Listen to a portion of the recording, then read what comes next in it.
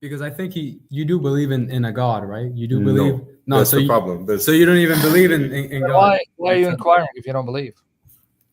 I was raised with a lot of religion in my mind. Say a And little louder. You were what? my bad. I'm so sorry. I was raised with a lot of religion. I was raised in Judaism, and My bad. I am being exposed to a lot more religion here in university. And in my mind, religion is a healthy place to be, regardless of any amount of truth. Objectively, it's healthy and productive for a person. That can be said universally. So I feel I might as well explore what's there. Oh. Does that make sense? Well, are you exploring religion just to be religious, or are you exploring because you think there may be a God? To be religious. Is that inherently wrong? Well, I don't know. What's the point of being religious? For self-interest, self-pursuit? For discipline and for So why would you need discipline. religion for that? I don't know. I know that I'm not able to find it myself. I've been struggling to find it myself, so I'm seeking what I can. All right. How old are you anyway? Just curious. I'm 19. What? I know. Yeah, I didn't even know that. You're older, man. We're gonna have these two guys mentoring. Oh my goodness, we got two kids whose attention span is. Oh, okay. Okay. That's why I'm looking for religion. Just pretend you're playing Xbox. That will help you focus because this guy says 91 and they take it easy. Orthodox. Okay. All right. Take it easy. Take it easy. So you speak fluent English, which is good. So you're born in America? Yeah, I was back to Israel for most. I wasn't a year old when we moved back, and then I came back here when I was like 7-ish. Were you raised? What area of the country? I'm trying to get. I'm just curious. Florida. I was raised. Oh, you guys are Florida. Huh? Yeah, we're in Florida. We're in Florida. Florida International University. That's why my accent is so late. Okay, so you want to keep doxing yourself? I don't know what it is about you, dude. Yeah, Florida. Why don't you give us promote the club, but promote the brotherhood. Yeah, I don't know. Okay. I don't know who might be watching this. That's at FIU, but. So the name of your Orthodox club, where? It's the Brotherhood of St. Michael and St. George. So these guys have an Orthodox club. Okay, Brotherhood of St. Michael, St. George. But where again in Florida? Because there's Orthodox in Florida watching right now. Maybe they would like to come see you. It's in Miami. The school is FIU. It's in Miami. Okay, so you guys know. If you guys are Orthodox from Florida, they have a club there trying to reach out to people with the Orthodox faith. So Trinitarian, Monarchia, all that stuff. Okay, so now we're here. So let me know how I can help you. Now, as I do that, I'm going to share some websites with you as we go into it. So these are websites run by Israeli Jews or just Jews. These are Jews from Israel, one for Israel, and one who's considered a renowned Jewish scholar named Dr. Michael L. Brown. These are followers of Jesus. They are Trinitarian. They worship the triune God. They believe in the Hebrew Scriptures, the New Testament. And their entire ministry is to convince Jews from the Hebrew Scriptures the New Testament is true and the God of Israel is multi-personal. So let me get it for one Israel ministry. They operate this out of Israel. One for Israel ministry right here. And they deal with all the toughest objections by the rabbis because you have rabbis, obviously, they say you can't be a Christian and be Jewish. They're confusing ethnicity with religion. You can be ethnically Jewish, but religiously you can be secular, atheist, Buddhist, doesn't matter. Of course. But they'll tell you, no, you can't be Christian and Jewish. Why? Christianity is a religion. The first followers of Jesus were Jewish. I guess they didn't get the memo. Now, I sent you the link in private chat. Do you see it? I see it. I'm going to the website on my phone now. Yeah, save it for later. Make sure. But now I'm going to give you. So make sure you watch their material interacting with rabbinic objections. They have a lot of them. But this gentleman here also debates rabbis. His name is Michael Brown. Let me find Real Messiah right here. His debates with the rabbis are online. He is actually a scholar of Semitic languages, a professor. Real Messiah, this is it. And I'm going to give you Ask Dr. Brown. Watch his debates with rabbis like Tovia Singer, Emmanuel Choquette on whether Jesus is the Jewish Messiah. In fact, here, someone just said ethnically Jewish, Catholic here. See, here's someone who's ethnically Jewish, but he's Catholic. Okay, so let me just share the links. Let me give him the material, guys, so that when he's alone, he can go and watch. And and read the material. So let me I see announce. both on my phone. What is it? That he saved both on his phone. He's gonna look at them I have afterwards. both. Thanks. I have both saved. Save them for your friend later on. Done. Because I don't know. Are you on the phone? No, I'm here. We're here in person. Not you, the other guy. I know you're watching on the phone, but No, we're both here. We're both here together on a laptop. Just okay, good. Yeah, we just kind of walk So into you a save it on your laptop, right? What'd you say? Say it again. Man, you guys, you're killing me. Here, pretend you're playing Xbox. Save it on your laptop. Yeah, we got it. All right. So what's up? Talk to me. I'm trusting the Spirit to help me to help you because, again, I don't know everything. I know more than your friend does, but not everything. I guess kind of the reason why I was thinking about like connecting you two is because we had an event. Can you hear me? Yeah, just take it easy, man. I'm hearing you. You wanted to connect me with him. All right. This is not missionary dating. He's not my type, but go ahead. Oh. Just kidding. Go ahead. But okay, so we had an event on Christian history, and he came to that, and then afterwards we were kind of having a discussion, and it was because being an ethnic Jew, he's able to read Hebrew. Good. He's able to read Hebrew pretty well. He's pretty fluent in Hebrew. He can speak it and read it. It's my first language, yeah. Yeah, it's his first language. That would be great because when I bring out the Hebrew text, he can read it for us. That's good. Go ahead, yeah. Exactly. That's also why I was thinking because I know that you're good with that. So no, actually, I'm a student of those who are scholars of the languages, so I'm dependent on them. Remember, I'm not formally educated, but you don't need to be. If you have a desire to learn and you seek God, God says, you'll seek me and you'll find me when you seek me with all your heart. So that's what happens. God is real. So when you seek him sincerely and you don't put limits on him.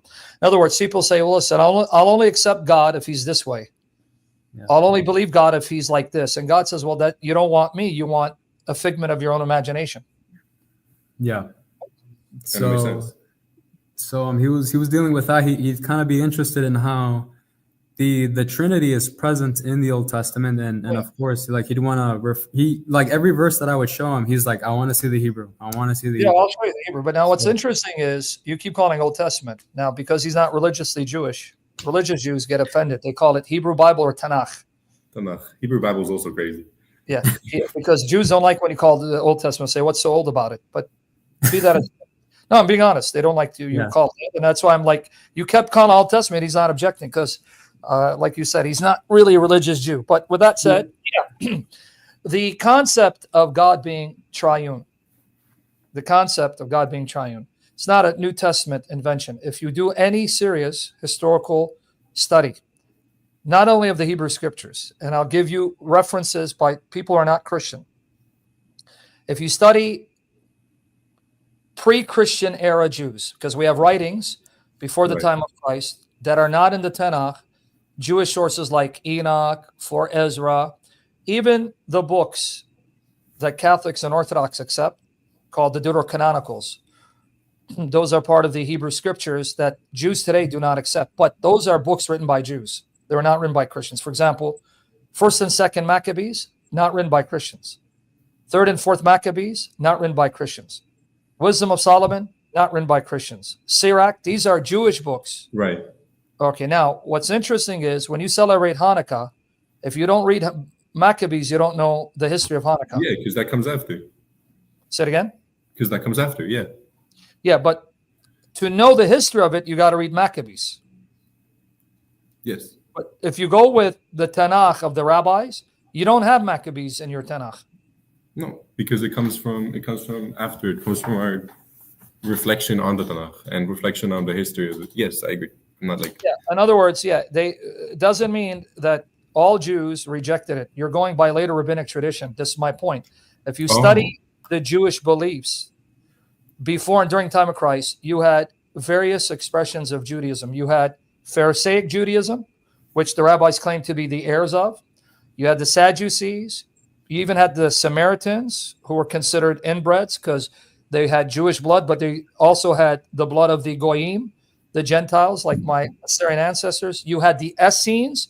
So Judaism at the time of Christ and before was not monolithic. There wasn't one expression. The Jews who produced the Dead Sea Scrolls, we uncovered the oldest copies of the Hebrew Scriptures in 1947. Up until that time, you had fragments or codices of the Hebrew Bible, like the Codex Leningrad, that's 1,000 years after Christ. You with me there? I'm so sorry. Wait, hold on. Yeah. What happened? Yeah, we're back. Okay. Which did you hear the last part I said? No, I'm so sorry. So which part did you hear? You were talking up to the codices? Yeah. If you, prior to the Dead Sea Scrolls in 1947, what you have with the Hebrew Tanakh, your oldest codex, would be 1,000 years after Christ, like the Codex Leningrad. And then you had fragments here and there. In 1947, they discovered in the Qumran caves, and I have the English translation of it, the oldest Hebrew copies of the Tanakh. Some were fragments, some were whole copies, like Isaiah scroll. They found more than one. And these are the oldest copies of the Tanakh in Hebrew that were written before Christ. Prior to that discovery, what you had was fragments or copies that come after the time of Christ. My point is, when you look at these Hebrew copies done by Jews, believed to be the Essenes, you will find that in their tradition, they had Sirach, they had the letter of Jeremiah, they also had Tobit, Aramaic and Hebrew portions of these books. Meaning, what you're being told by rabbis today is the Tanakh wasn't the Tanakh followed by all Jews before and during the time of Christ. And you got to study history. This is not a Christian opinion. This is just an opinion. No, I know. This is interesting to me. Thank you. So point being, when you study that, you look at the Jews before, during the time of Christ, there was a prevalent view, and I'm going to give you the books. I'm going to have them right in my library. I've done sessions on this. There was a widespread view called the two powers in heaven. Later rabbis, after the time of Christ, spread of Christianity, Gnosticism, condemned this view as being incompatible with Judaism. However, this was a view held by many Jews before and during the time of Christ. It's called two powers in heaven. They believed you had God, which the Orthodox would call Hashem. They don't like to pronounce the divine name. But then there was a second power called the angel of the Lord, and given various names. Even the word davar, which in Aramaic was memra, or in Greek logos. I'm going to show you the book that I'm talking about. This is written by Peter Schaeffer, who's not a Bible-believing Christian, doesn't believe in the Trinity, doesn't believe Christ rose again. He's just a professor and considered one of the world's leading scholars of Judaism. I'm going to get you the book. One second, let me get you the book. And he's not the only one who wrote this. Another one who wrote was Alan F. Siegel. I see Alan Siegel now. I'm Googling the two powers as we were like talking. Alan F. Siegel, Two Powers in Heaven. He was a Jewish author, a scholar, who also wrote a book about two powers in heaven. And then you have an Orthodox Jew named Daniel Boyarin. He's an Orthodox Jewish scholar who even writes about that and says that New Testament Christianity is actually that aspect of Judaism that continues the two powers in heaven. Okay. Here's the book right here. Two Gods in Heaven, Jewish, not Christian. Jewish concepts of God and antiquity, Peter Schaeffer. Peter Schaeffer. This is not Christian, Jewish, No, right? I got you. After time Christ. What is it? I said I got you. All right. Well, I know. I hope you don't get me too tight with though. Okay, so you know who Peter Schaeffer is? Peter Schaeffer is the Ronald I gotta get glasses. Perlman, professor of Jewish studies and professor of religion emeritus at Princeton University. His books include The Jewish Jesus, How Judaism and Christianity Shaped Each Other, and The Origin of Jewish Mysticism. He also wrote a book, Jesus and the Talmud. I see them now. So this is not a Christian concept. This is a Jewish concept which Christianity took over. Gotcha. That's what I'm trying to get at. So this idea of a plurality within God, the rabbis may squash it now and deny it to you, but that's because one form of Judaism spread and the other form of Judaism became Christianity. In other words, Christianity is the continuation of this form of Judaism that said there are two powers in heaven. So the rabbinic Judaism is the view that became squashed out by the rabbis who were having a hard time because prior to Christianity, Gnosticism, a large segment of Judaism believed in two powers. But when Christians started preaching and Gnostics started preaching, they were appealing to this second power to solidify and validate their beliefs. A belief they got from Jewish sources, not from Christian sources. So the rabbis said, you know what, we got to squash this. And that's what Alan F. Siegel documents. He documents that later rabbis had to squash the two powers when originally it was a Jewish teaching. So I don't want you to take my word for it. They're the sources. You can read them. They're not. Thank you. So with that said, the notion of God being a triune God is not a Christian invention. It wasn't started by the New Testament. You'll find the precursors in the Old Testament, the Hebrew Scriptures. In fact, there's another book written by an Orthodox Jew called The Bodies of God. I don't want to interrupt really quick. Why is that triune? Would that not be, like, why is two the same as... Because I didn't mention the third person, the Holy Spirit, Ruach HaKodesh, which is mentioned all throughout the Hebrew Scriptures. Okay, got you. You find Ruach Elohim, that's the Hebrew Ruach, or they go Ruach HaKodesh. Genesis 1:2, there's the Spirit of God already, active in creation. It's in Barashit. Let me bring it up. It's right there. So I'm only mentioning two powers for now because Christianity identified the second power as Jesus. That he's the one, the second power incarnate. He's that divine person who becomes flesh. Now, what they call two powers, Christians call persons. Hypostasis, the Greek way of saying, right? So the Jews called powers, Christians called hypostasis. Hypostasis, persons. Let me show you. I think that's where my confusion comes from then. And that makes sense. Because in my mind, that's referring just to like a name of God. Like you would just call him as his spirit, whatever. No, that doesn't work. Because in the Hebrew Scriptures, God sends a spirit. So is he sending himself in a different mode? He can send a spirit and he can come down. It's not a spirit, it's his Holy Spirit. I mean, you can make things up as you want to go along, but that's no, how you're good. Please keep going. I'm sorry. That's what I'm trying to say. I'm not arguing. I'm just saying, no, it's not a spirit. It's the Holy Spirit of God that he sends. So if you're telling me it's another name of God, so God is simply sending himself in a different mode? I don't know. I'm not religious enough to answer. Well, but that's okay. Well, these are the things you're going to have to. And even Rabbinic Judaism says that the Spirit speaks to God and prays to God. So that means that God must be talking to himself, right? No, you're right. My bad. No, it's not your bad. You're learning, man. But you got to learn because as you go deeper into the Christian claims, you're going to have rabbis trying to convince you that the New Testament is corrupt and misquotes the Old Testament, and they're going to lie to you because I've been through it. Oh, like Isaiah 7:14, they mistranslate as virgin. It's ha-alma. These are all lies of the rabbis, and I'm being honest with you because I've heard it. Alma never means virgin. That's a lie. It's Bethullah. That means no. That's not true. Not in the Hebrew Scriptures. Been there, done that. Retired the T-shirt. But anyway, gotcha. Let's go to Chabad Dagger because I'm curious how they translate. But you're going to read the Hebrew, so even if they mistranslate, you're going to correct it for us. Sure. This is Chabad.org. This is an Orthodox Jewish website that provides their own translation of the Tanakh with Rashi's commentary. Okay, so let me get you the link here. Rashi's commentary. If you have questions, ask me as I bring this up for you. Here it is, right here. And where is it? Let me go. Hey, what happened to my dudes on Rumble? Rumble, hold on. Let me get you the link, Rumble. Let's get ready to Rumble. This is why I gave you the resources. Every objection you're going to hear from Rabbi has been answered.